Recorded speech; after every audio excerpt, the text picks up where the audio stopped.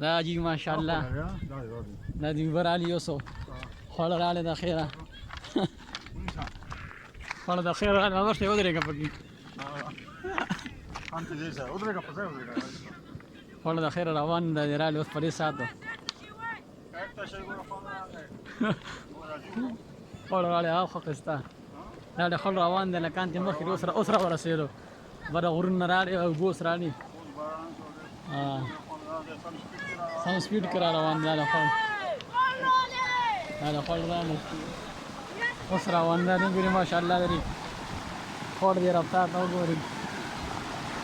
لکه چنجي چې روان یې خل او براله اوس خړ دې کنه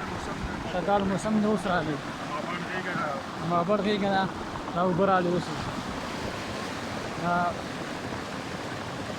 ما برسه پکې خلدونه اړ ما بر دغه کنه د فطرت کې کنه استفوش لسګونی دی واغسته دا ودی